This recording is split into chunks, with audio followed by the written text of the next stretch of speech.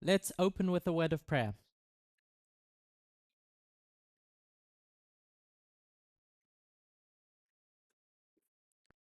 Dear God, thank you for the time we've had together.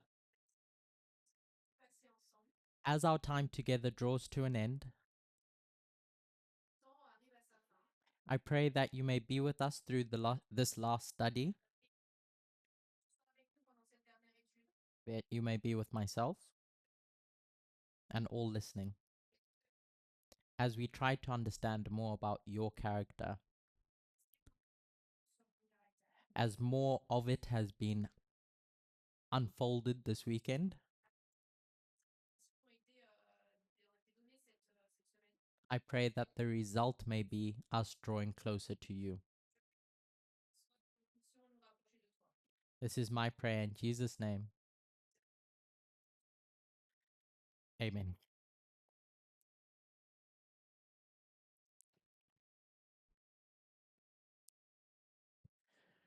We've covered a lot of material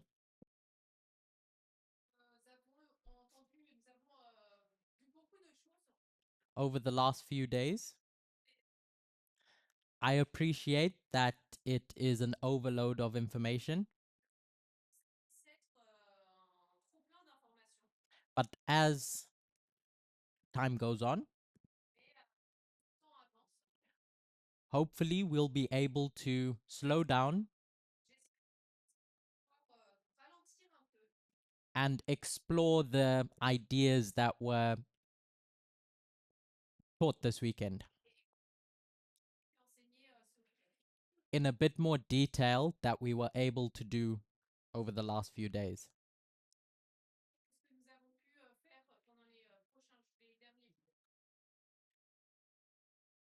Yesterday, at the beginning of my third study, I drew out a model of judgment, how a courtroom would operate. And the first thing that opens this window is that a record starts to be taken of the entity on trial, which marks the beginning of this probationary period until those books can be opened and investigated.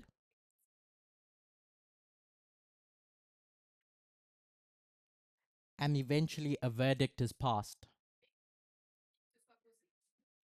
using a standard that the law prescribes. And so what we have after the verdict is the execution of that judgment. Or as I will articulate through today's study, the consequences. So we've touched on this waymark of a verdict. And towards the end of Blessing's last study,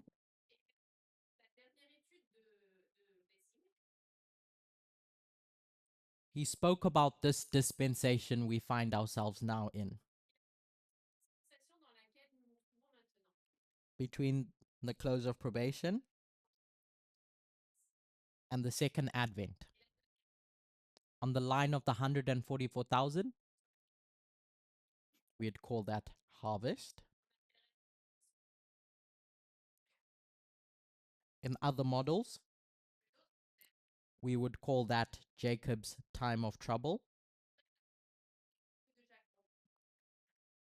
I want to give it another name. taken from our story about David and Bathsheba.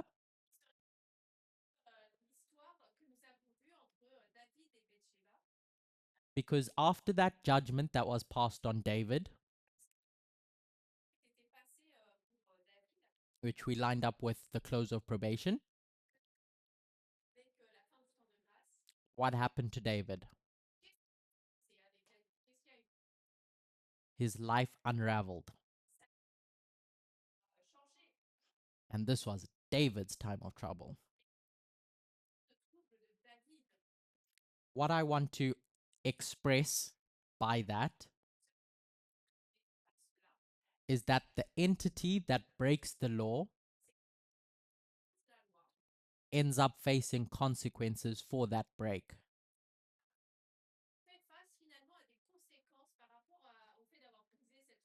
So, in our context, we're talking about institutions, and how we framed it thus far is the kingdoms of this world. If we were to think of the seventh as being the last expression of it. When we've dug into Revelation 17,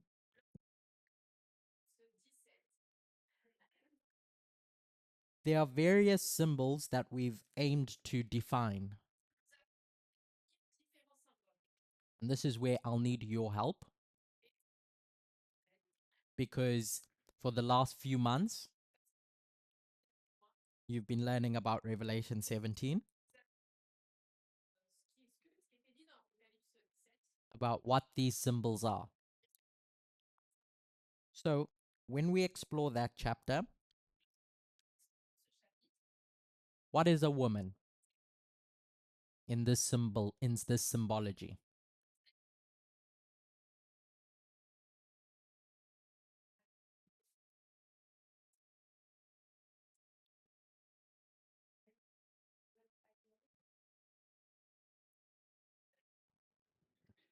An entity within an ideology.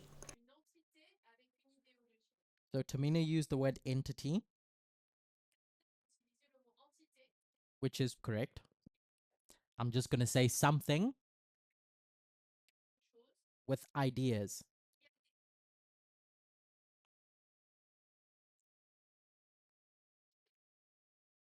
In the context of Revelation 17, we could say that those are bad ideas. What about a head? So all these Sunday law speakers have come round and hopefully explained what a head is in Bible prophecy. What's that head?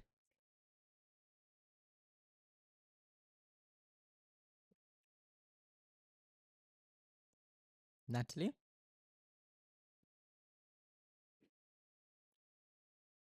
Those on Zoom need to hear what you said.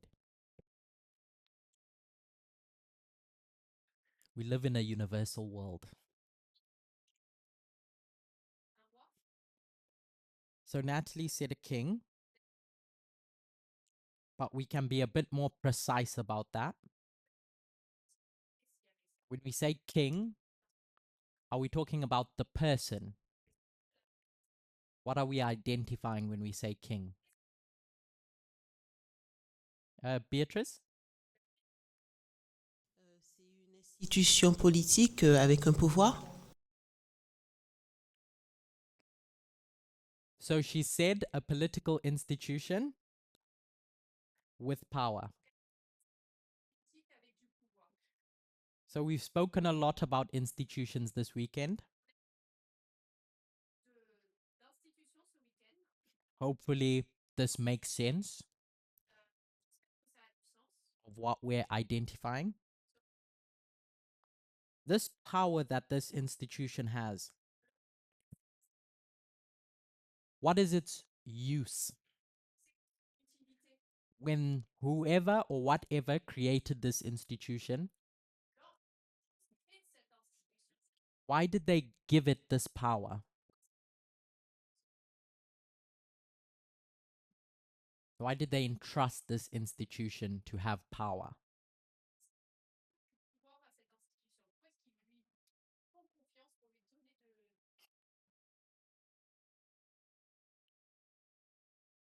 If you're living amongst people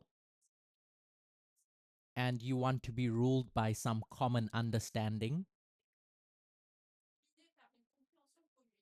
why would you give something power?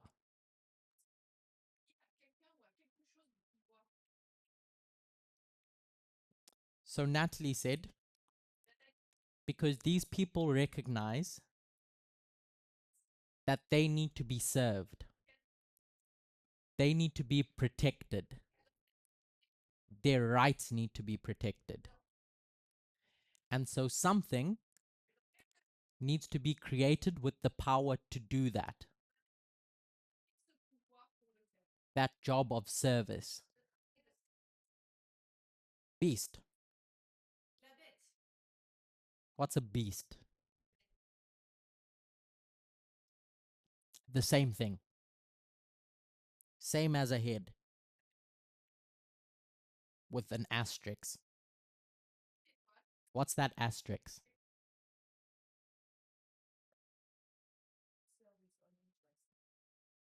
So Shemaine said that it's a head that's been corrupted. It ends up serving its own interests. Because now it's been ridden by this thing with bad ideas.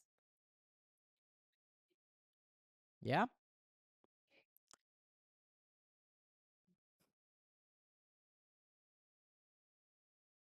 If we think of the development of the seventh kingdom, this more powerful institution that has had its restraints removed, we can trace the foundational work for this development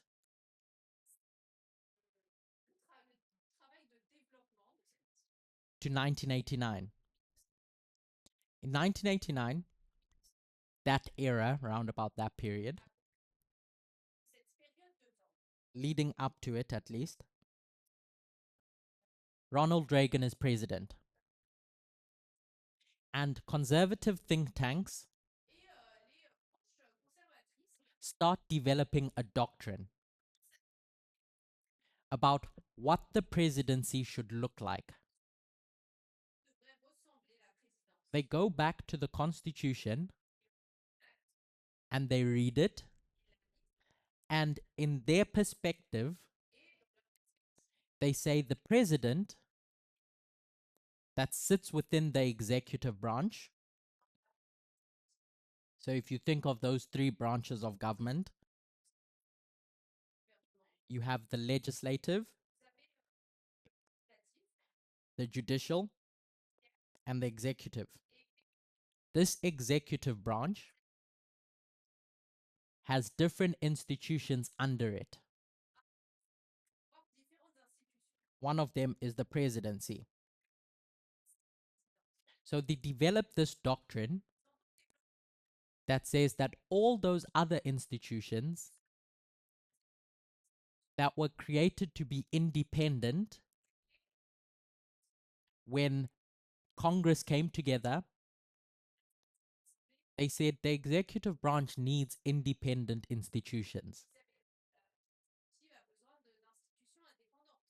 that can't be swayed by party politics.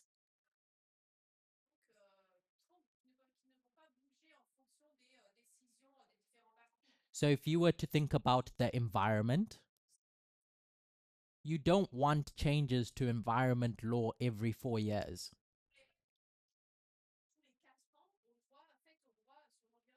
Something that needs to be continually protected, regardless of ideology. So instead of electing people into these institutions, they hire the best person for the job. So these institutions can stay independent. But under this theory that started developing, they concluded that this is not the way the country should be run. The president is the only elected office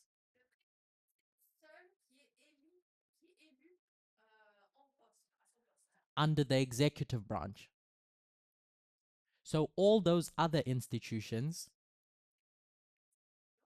like the environmental agency, etc., should all report to this presidency.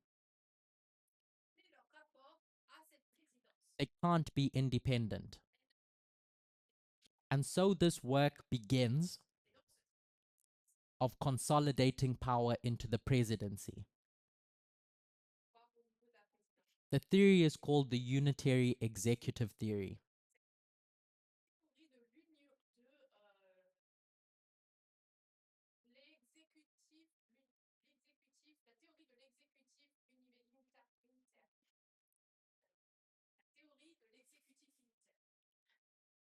It has a domestic scope, which is about domestic policy, but it also has ideas about foreign policy and the amount of restraints that should be permitted on a president.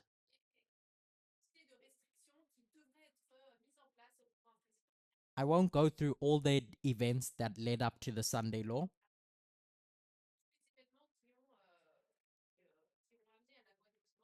Where we end up with this seventh kingdom that's also powerful, that changes it from a head to a beast. That relationship with that woman facilitates that change.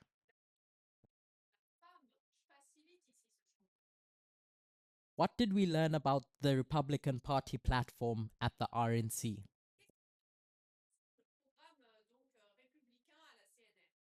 And what ideology was embedded into that party platform?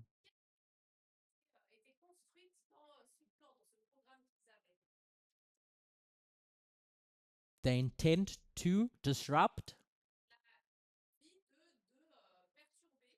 what? The LIO. Associated with that, they won't say it explicitly, but if you read between the lines, it is the intent to reform the government around the presidency, and that the presidency should be the most powerful office. It already is, but it's too restrained.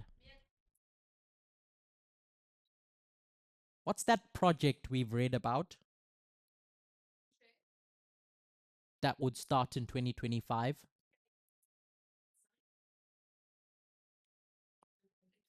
Project 2025. And what was a key pillar of that document? To expand the powers of the president. So since 1989, through the Sunday Law, that leads up to the close of probation, executive power has just grown stronger and stronger.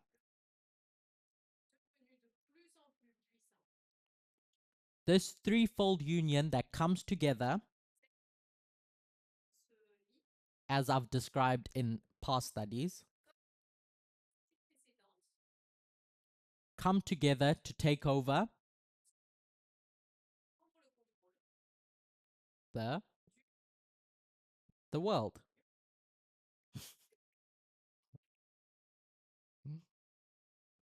And they can only do that by dismantling all these restraints that have kept this presidency weak.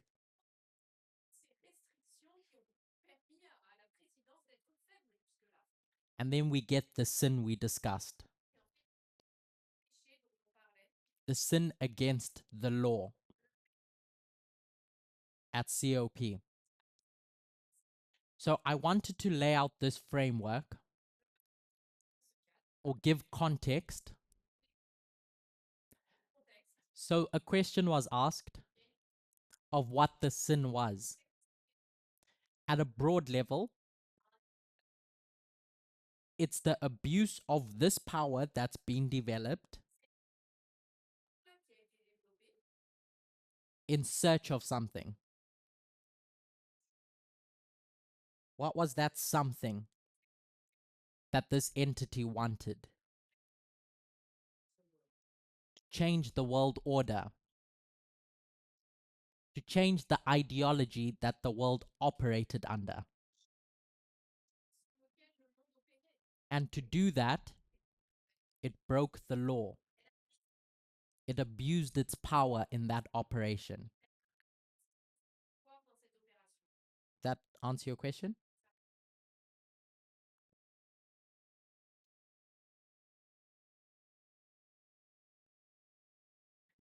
We can dissect the threefold union at another time. Someone asked the question, who's the threefold union? What I want to take away for now is this development of executive power that's gone on and how it's been concentrated in this kingdom.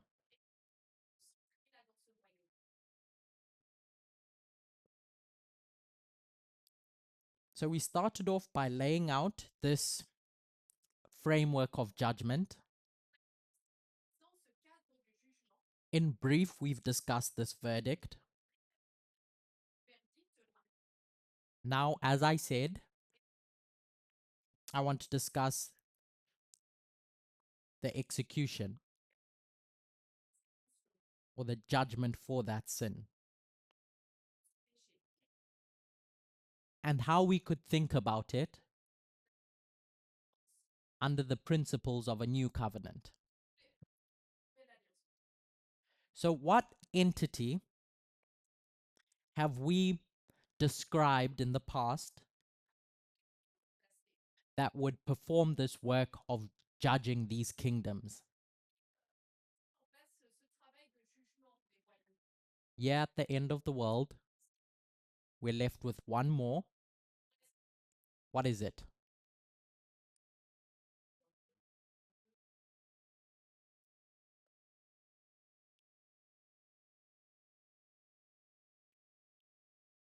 The third?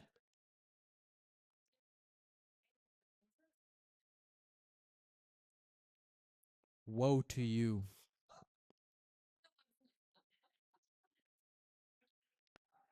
To understand the third woe, we have to understand the thread that runs through its siblings.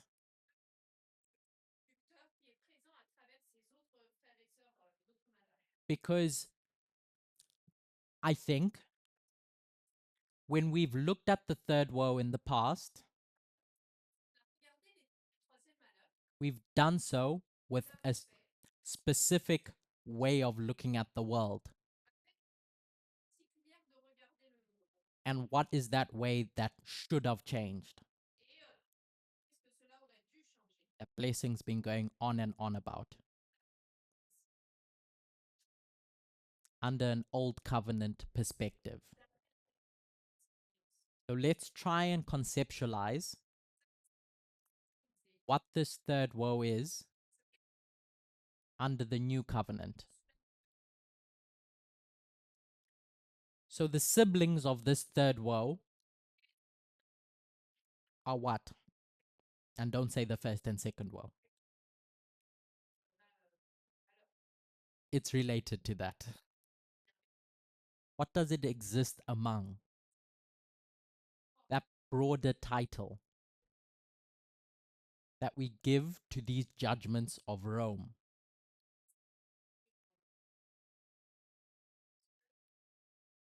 Scourges,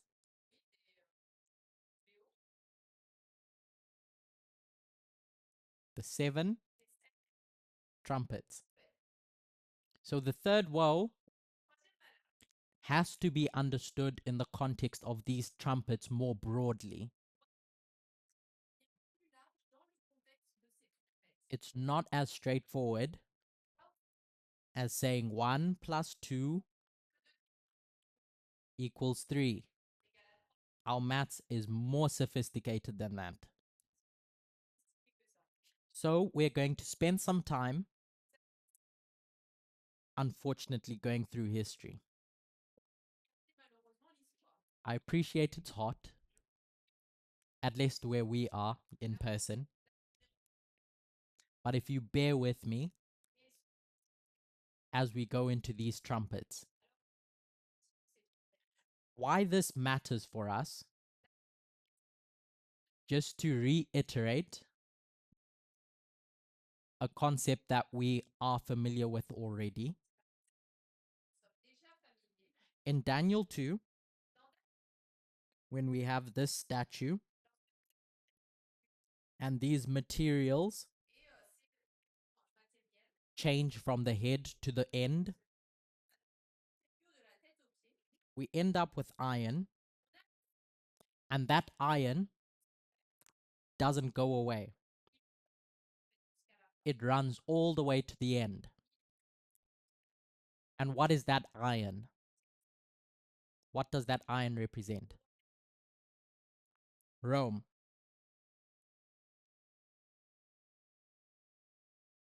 So these trumpets end up highlighting the judgments on Rome in its 3 phases. And what are those 3 phases of Rome?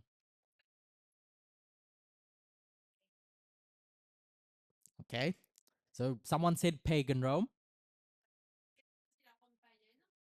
So under this universal model, pagan is not only inaccurate, it ends up creating a derogatory perception in our mind of what it was.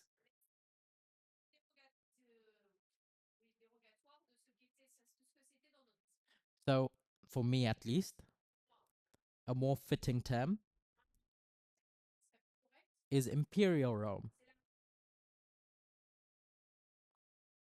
And after Imperial Rome, Papal Rome. And what would we say this last Rome is?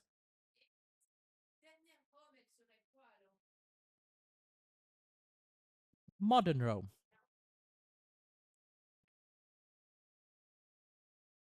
Rome doesn't go away. Even though it's titled USA, that Rome just never runs away. That iron goes from the legs right to the end. So these trumpets act as judgments on Rome in all of its phases until we get to the last one.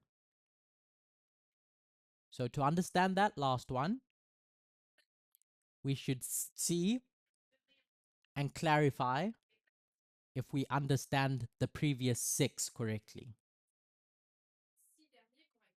Not just the 2 woes. So let's start with the first 4 trumpets.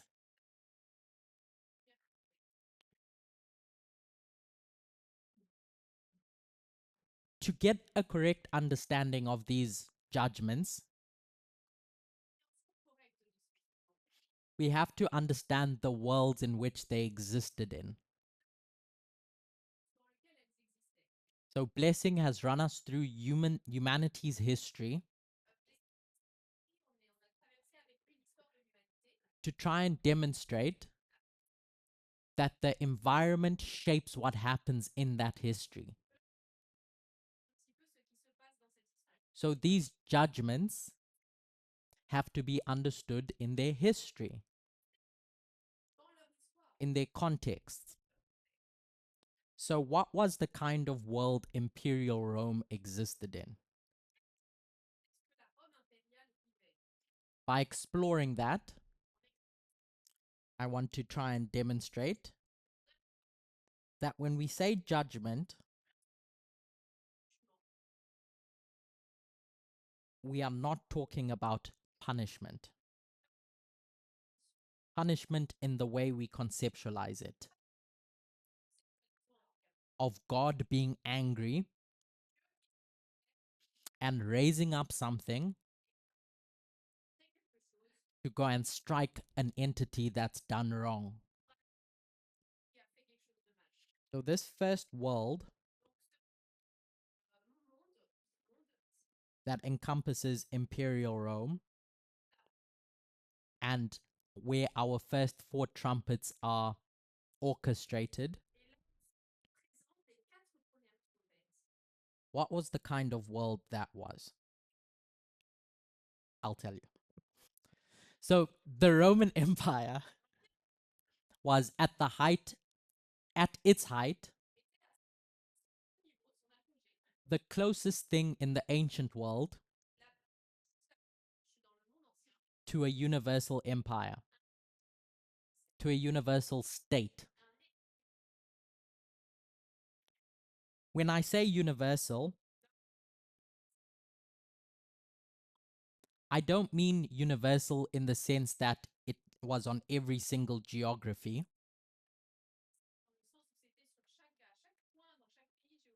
that it contained every person on earth, but universal in its self-understanding, how it understood itself in relationship to everyone else. In comparison to all those other kingdoms before, that recognized that there were other kingdoms and Babylon was just going to rule over its territory, and saw there were other kingdoms in other shores. Rome viewed itself as the only kingdom. All those other kingdoms were barbarians. They just were not kingdoms.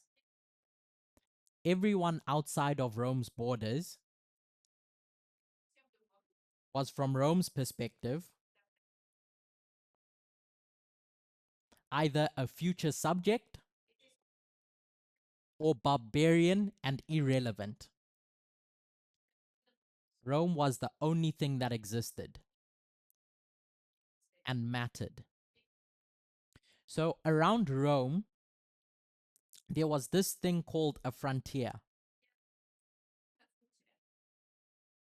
around the Roman Empire. A frontier was like a border zone, not a strict line like we think of borders today, but a zone between two geographies. So here's our frontier. And in that frontier, which was Roman controlled territory, it was a negotiated boundary between Germanic tribes that lived on the outside and some of them that lived on the inside. And it would shift and shape, and its shape would change over time as different events happened in the Roman Empire. So if you were to think of trade, if Rome wants to get something from these Germanic tribes, they set up trading posts in this zone where communities mixed. Wasn't really Rome, but it was Rome. It was a zone where all of these exchanges took place. And these Germanic tribes, lots of them served in Rome's armies. This frontier was like a membrane.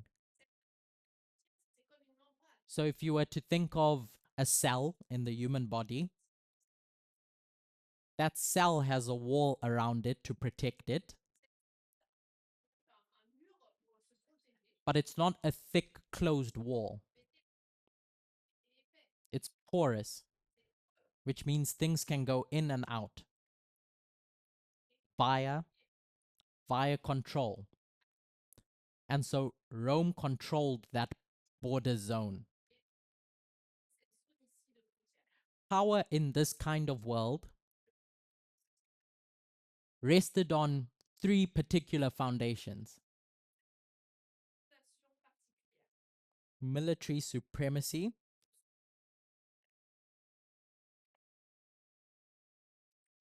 where Rome's legions were the most dominant on earth. Logistically, they were superior to any other army in the world.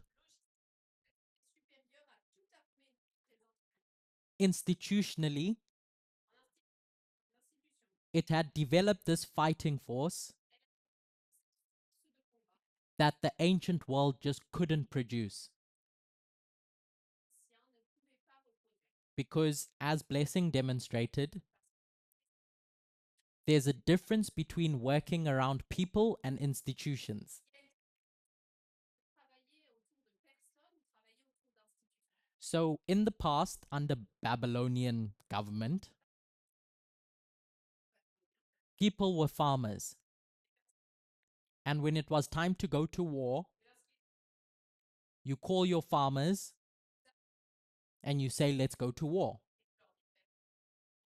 But Rome institutionalized this way of warfare in a way that made their military force supreme. Roman law. Law was the operating system of the empire. It's what made Rome Roman, even in different geographies. Like their territory they controlled in Egypt or Britain, what today is called Britain. That law governed everyone. And administratively, it was efficient. It had a web of relationships with the political elite, these frontier people that worked for them, that orchestrated all their vassal kingdoms.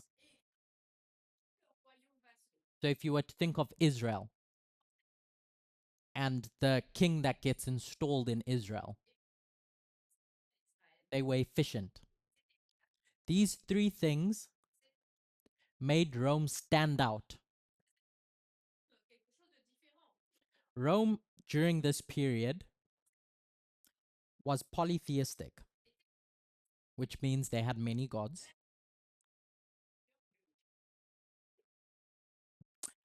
And when it went to war, it would absorb those gods of the conquered people rather than just replacing them, as all those other kingdoms had done before.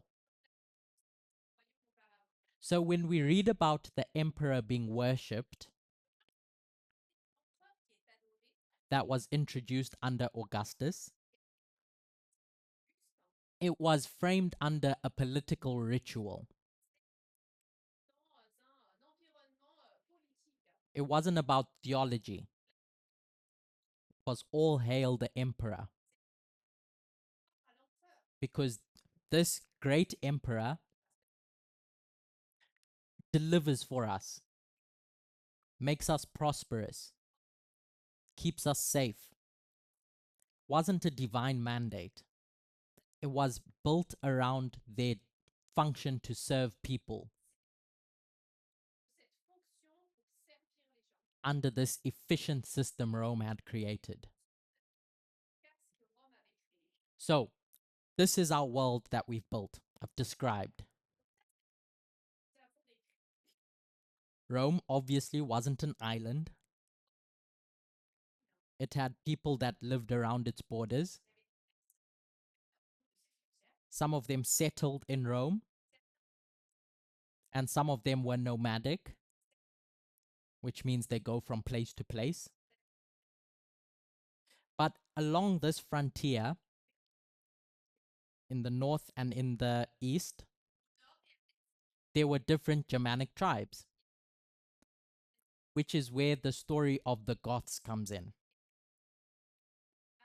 If you're familiar with them, of these 7 trumpets.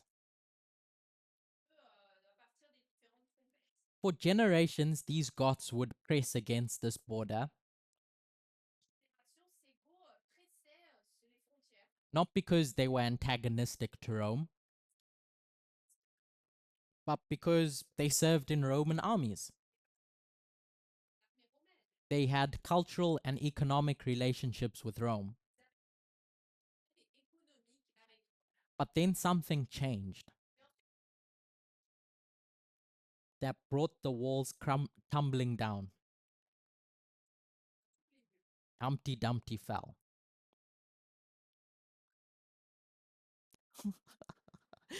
My translator just doesn't get my jokes.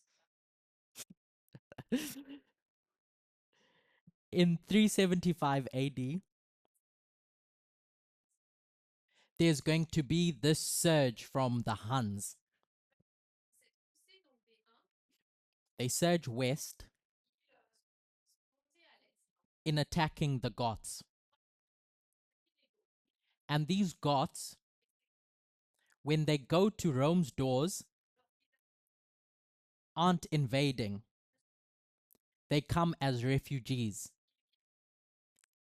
They'd been caught between the Huns that were attacking them and Rome. So they're in between a rock and a hard place. So they go begging to Rome's doors and ask the emperor, please let us through. Let us settle. We'll be peaceful. And eventually they migrate into Rome. And the answer to what happens next rests on what we define these kingdoms were meant to do in the world that they lived in. So Rome's job as a universal empire of moving people was to facilitate this movement. They had done that for years before, and when this refugee crisis came up,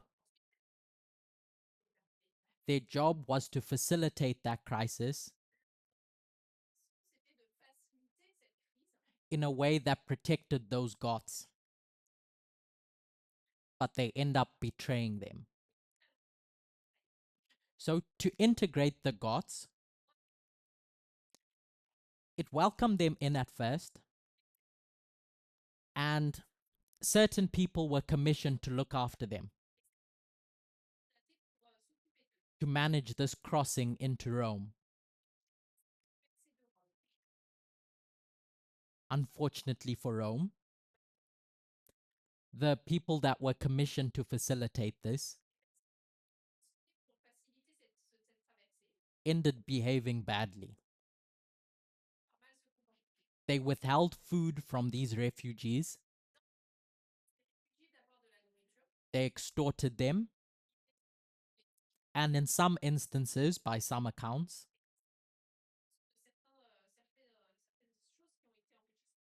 they traded dog meat to the Goths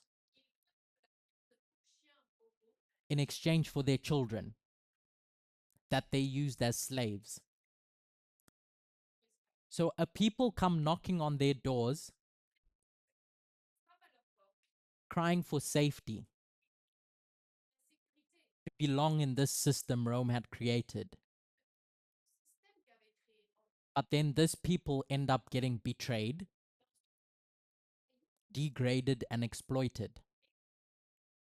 Over time, this desperation in this camp turned to revolt. And in 378 AD, we have what historians claim as a famous battle, the Battle of Adrianople, where the Gothic forces destroyed Roman armies on the east and killed the emperor. It was the worst military defeat Rome had ever suffered. Let me not say ever, but for a long time. And this was self-inflicted because of their failure to serve those people. And a cascade falls. That brings us to 476. Rome's credibility as a power that could govern its frontier on its own terms ends up being discredited with how they handled the Goths. So I won't describe the history that brings us to 476, but these four trumpets that we associate with the Visigoths,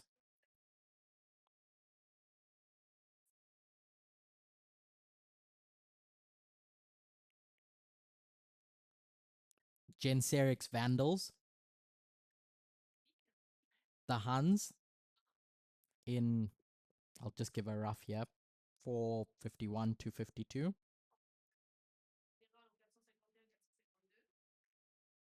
bring us to the breakup of the Western Roman Empire.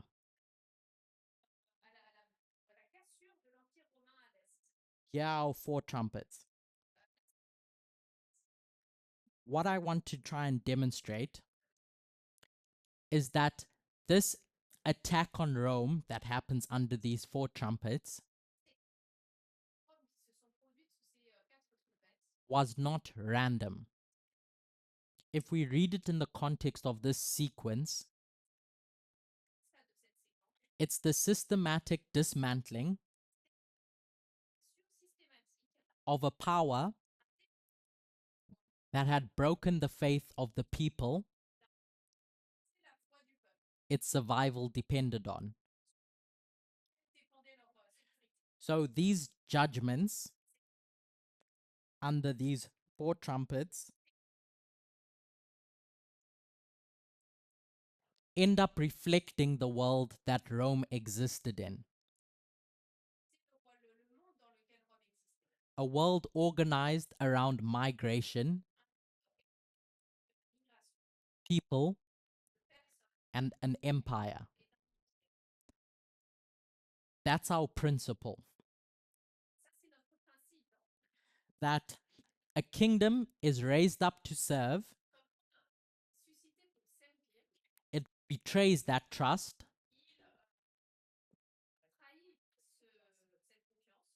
and life comes back to bite it.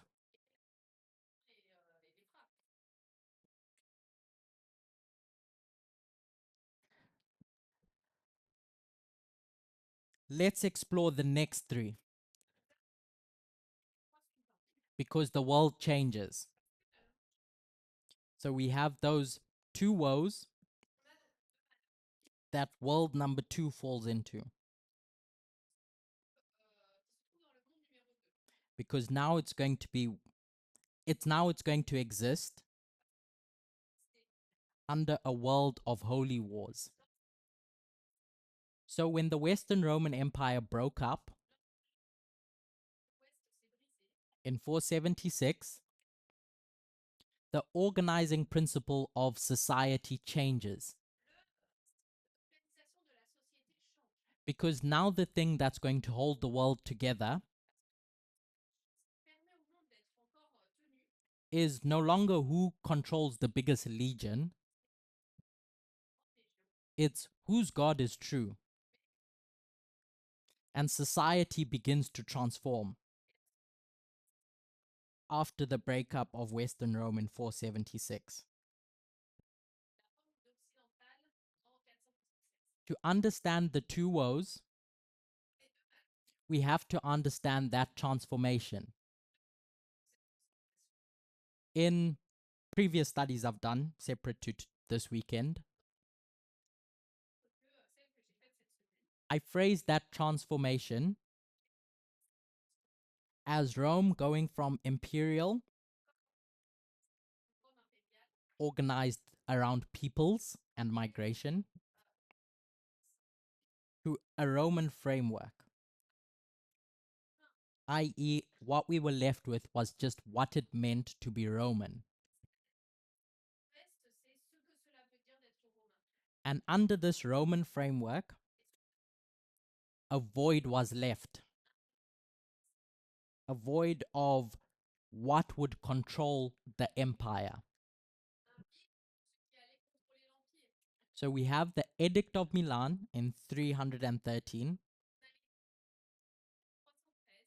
where Christianity moves from being a persecuted sect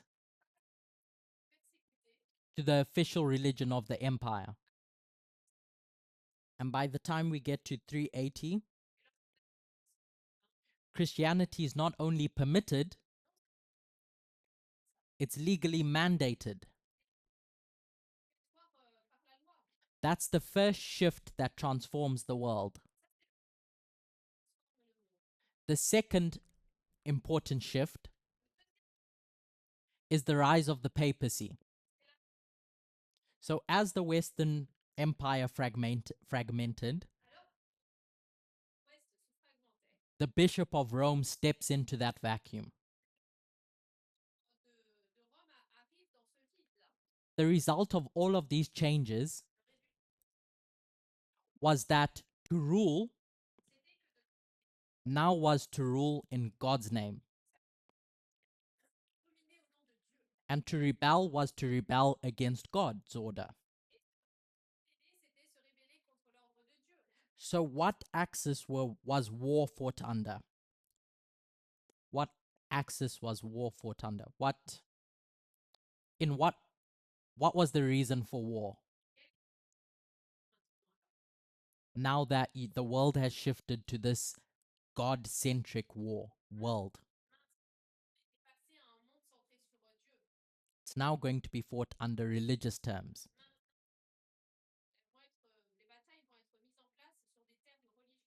Where we have holy wars. I hope that makes sense. In how the world changes. Because this integration or coming together of church and state that we would describe changes the world. So when we read about those two woes, and we won't get into the historical details for time, they exist under this different world, a theocratic world. Before Islam rises under those two woes, Christianity had failed to serve those people. So all the controversies that lead to different schisms end up leaving a vacuum in people's lives. And a rival sacred order ends up rising. Islam, which is that story of those first two woes, without going into the details.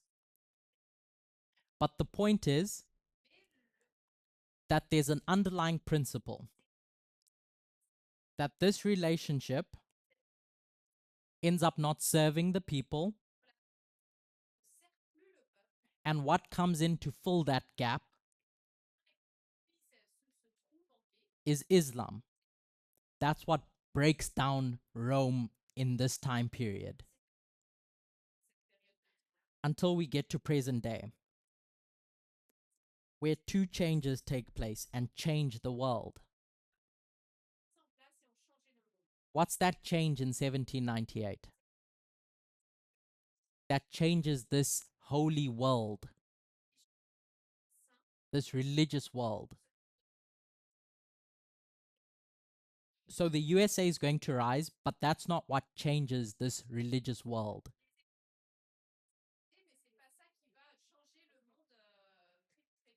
Muriel? Je ne parle français. Okay. Cool. C'est deadly wound of the papacy. So the French Revolution is going to break this world, this religious world. So humanity gets to a point where they are fed up with this system, this world in which these holy wars are fought. So when Islamic nations rose up as judgments, those judgments wore the clothes of a religious world. What's the big change we discussed in 1989 that's going to usher in a new world? Okay, yes, the internet. There is a new world order, but what is that new world order?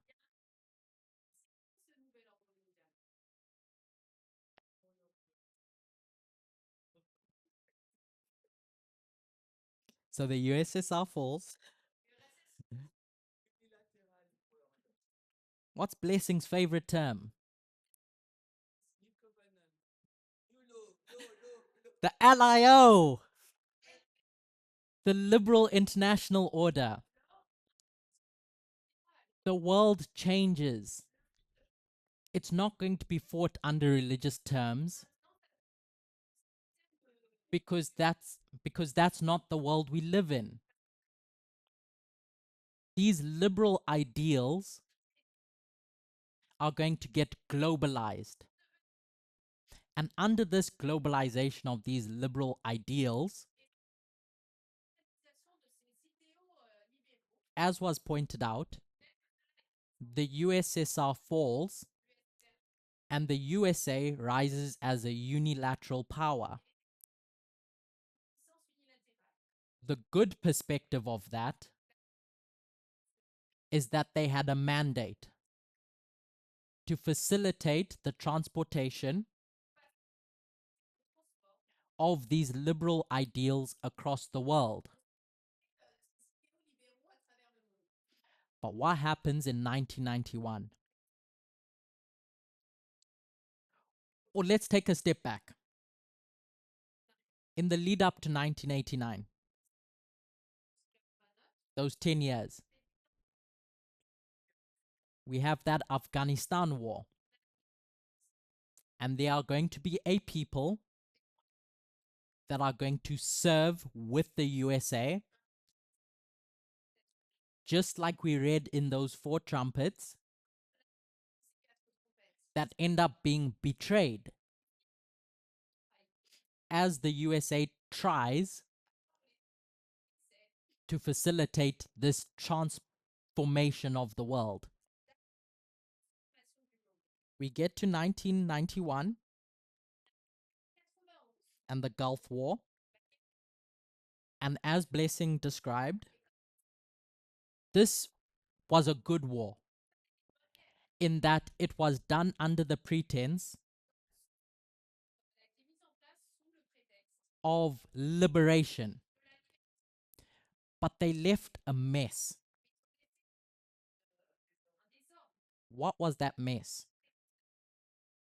In the Arab Peninsula, if you're familiar with that history.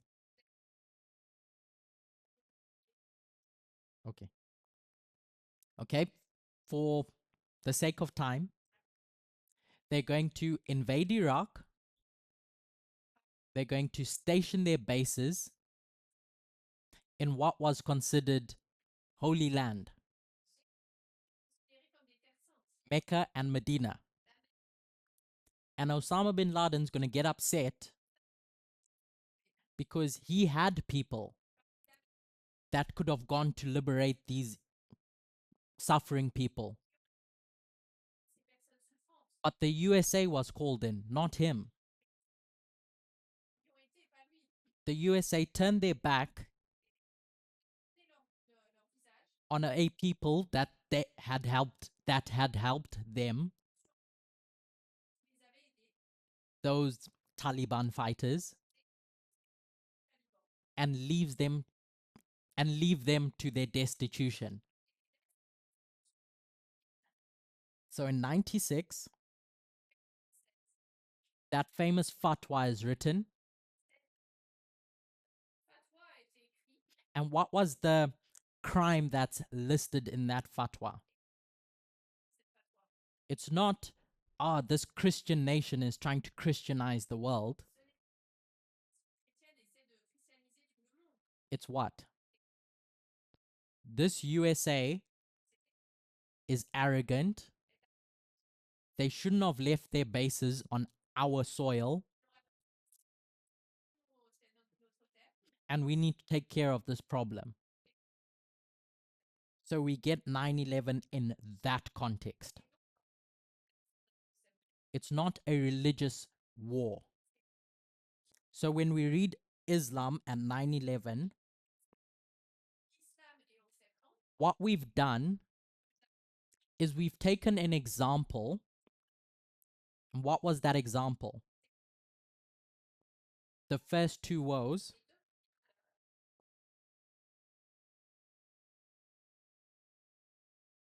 And we've transported them into our world, where the principle is going to look different.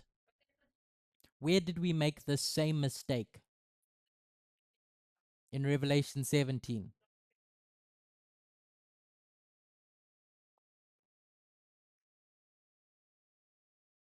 With the woman. We read woman as the papacy, as a church, which was just an example of a principle. What should we have done? Understood the principle and transported the principle.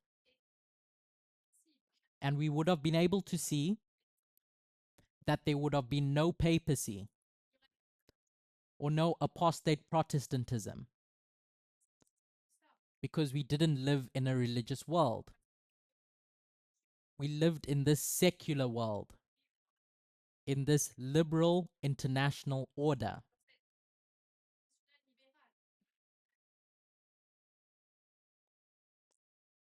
So when we talk about the third woe and we tie 9/11 to the close of probation, we are not talking about it in religious terms, as religious judgment. So if this was just an example, Al-Qaeda, and we get to the close of probation, should we be expecting the same example as the judgment of the third woe?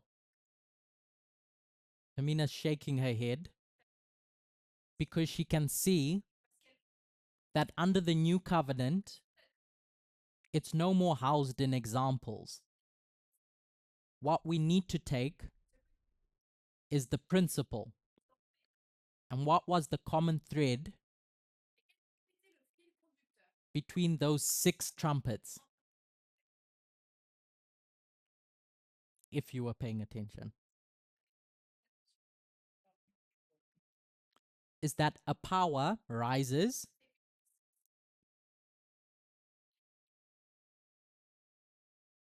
to serve.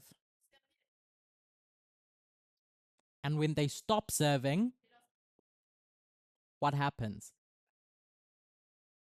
Those same people that are betrayed come back to bite them. It's not an arbitrary punishment.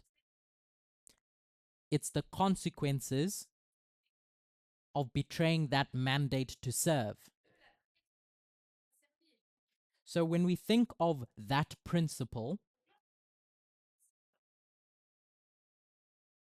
let me just scroll up to what we drew before. In the context of this rise in executive power,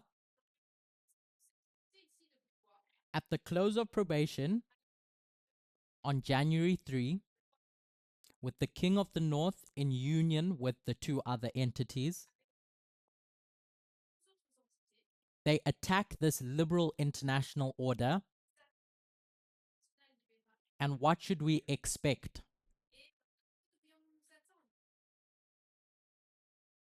Backbite. The consequences of doing that.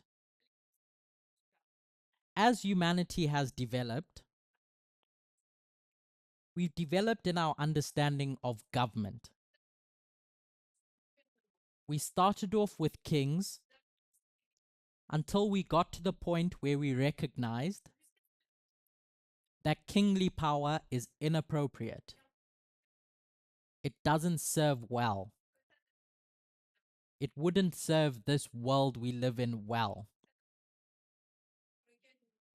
But what's been created since 1989 is the attempt to recreate a king. And so after the close of probation, what we should expect is pushback against this executive overreach. Pushback against this idea of kingly power.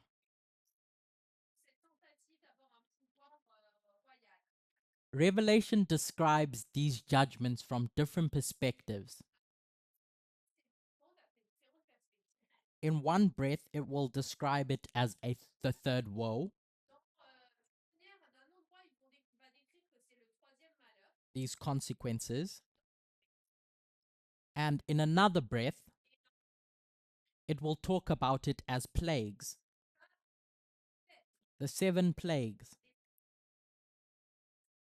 Where do we know the story about plagues from? Where do we get it from? In Egypt.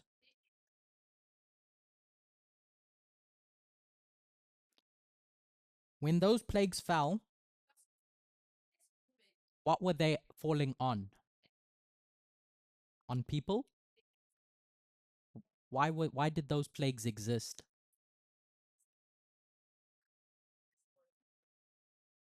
To destroy the Egyptian system. So God will say I'm looking for the verse. Give me a second. Exodus 12 verse 12. It's a short verse, so I'll read it. I've done all this against all the gods of Egypt. I will execute judgment. Those gods weren't just religious objects. In our first study, we demonstrated that it was these gods that upheld Egyptian power. So those plagues, when they strike Egyptian economy or religious legitimacy, what they're targeting is Egyptian power. So when we come to the 7 plagues, what that's targeting is this overreach of power. So once we had that breach in the LIO at the close of probation, the King of the North gets arrogant. Was there much pushback when Venezuela was dealt with?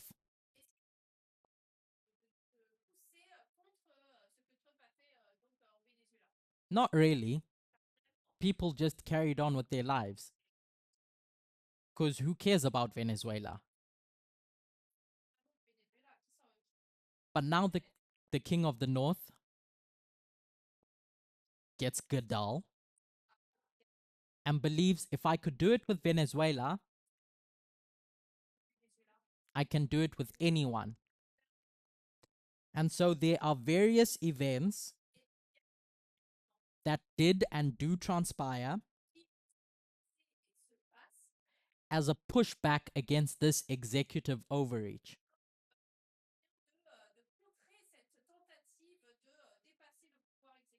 As an example, he tries it with Greenland. And now what's the response? Not on our watch. No, no, no. That executive power that you think is all powerful is going to get restrained. Tries it again. Where does he go next? Canada. And Mark Carney stands up and he says, no, no, no. Not on my watch. Push back. And he tries it again.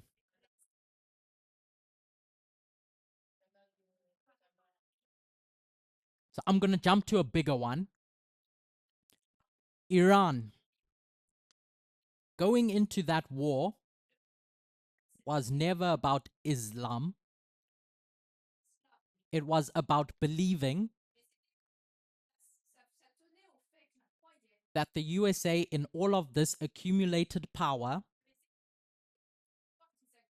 could do what it wants. And what was the response? No, no, no. Not on our watch. And that just went terribly wrong for this kingdom. Unfortunately, we're all peons. And so the world feels the ripple effects of that. But the primary target of all of this pushback is this executive power. These are just some examples. You can see it in foreign policy, but domestically it's the same. Whether we're talking about ICE, I don't read much about ICE anymore because people have had enough. One other event that comes up in this story is the upcoming midterms. It hasn't happened yet, but I can tell you what's going to happen. A rejection of this power. So when we talk about this third woe, or the 7 plagues, what we're identifying is the entities that have suffered betrayal, pushing back to dismantle this power, as what was done with Egypt. And by taking Islam from the first 2 woes, we end up framing our studies under Old Covenant terms, when we should be living under a new covenant that understands the principles of when power overreaches. Someone points out to me often that when they offer me the finger, I end up taking the arm. And that's what's happened with the USA. Bitten off more than it can chew. And what this dispensation is about, judgment, is the rejection of that king. Rejection of that kingly power.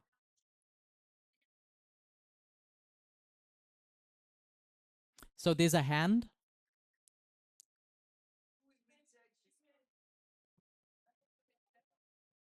Who will reject this power? As I've tried to articulate, we're not looking for one entity. What we're looking for are all the events that demonstrate one principle. And so all these events are already underway of rejecting this power. It's not one singular entity. It's a principle showing its face in this universal world, whether it's Greenland or Europe more broadly, or Canada or Iran, or all those people in Minneapolis, or voters at the midterms. It's all it's all a rejection of this kingly power, which to me is a demonstration that God's plan has worked in instilling in humanity what government is for, which brings us to the second advent, whenever that is. Let's close with a word of prayer. Dear God,